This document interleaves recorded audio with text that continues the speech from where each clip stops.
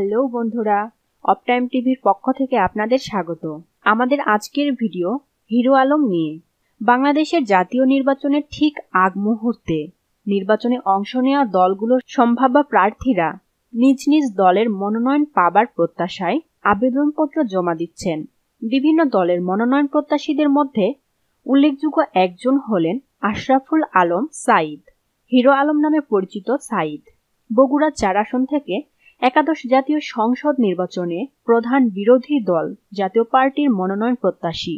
গত সপ্তাহে একটি টেলিভিশন চ্যানেলের টক শোতে বিভিন্ন দলের কয়েকজন মনোনয়ন প্রত্যাশীর সাথে হিরো আলমকেও অতিথি হিসেবে সাক্ষাৎকার নিয়েছেন এবং তাকে মজার পাত্র বানিয়ে বিভিন্ন প্রশ্নও করেছেন।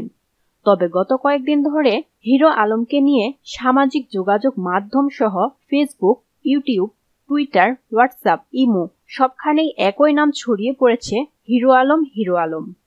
এছাড়াও হিরো আলমের বিভিন্নভাবে মিছিলও বের হয়েছে।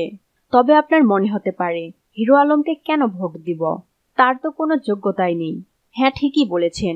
যদি আপনি কথা বলতে পারেন, তবে আরেকটি কথা আপনার মাথায় রাখতে হবে। সেটি হলো, বর্তমানে সংসদ ভবন থেকে শুরু করে রাষ্ট্র পর্যন্ত সবখানে যে অবস্থা চলছে, তাতে আপনি নির্ভেজাল, সহজ সরল একটি মানুষকেও খুঁজে পাবেন না। এজন্য মানুষ খুঁজছে সহজ সরল কোমল মনের একজন প্রার্থীকে। পড়াশোনা বা স্মার্টনেস না থাকলেও হিরো আলমের মধ্যে এই 3টি গুণ রয়েছে। সময় শেষ, আর মাত্র একদিন বাকি। তবে যেখানে সেখানে চলছে হিরো আলমকে নিয়ে বিভিন্ন আলোচনা, আর সবার মুখে ও মনে স্থান করে নিয়েছেন এই সহজ সরল হিরো আলম। এরই মধ্যে ভোট চাইতে গিয়ে অনেকেরই বাড়িতে খাবার খেয়েছেন এই হিরো আলম। এ থেকে সহজেই বোঝা যাচ্ছে, হিরো আলম এবার সত্যিই সিংহ মার্কা নিয়ে হিরো হয়ে যাবে। এ ছিল হিরো আলমকে নিয়ে সর্বশেষ খবর। বন্ধুরা, আপনি কি চান হিরো আলম জয়ী হোক?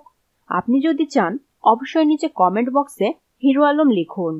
আর এ ধরনের আরো আপডেট ভিডিও সবার আগে পেতে আমাদের চ্যানেলটি সাবস্ক্রাইব করে বেল বাটনটি অন রাখুন। ধন্যবাদ।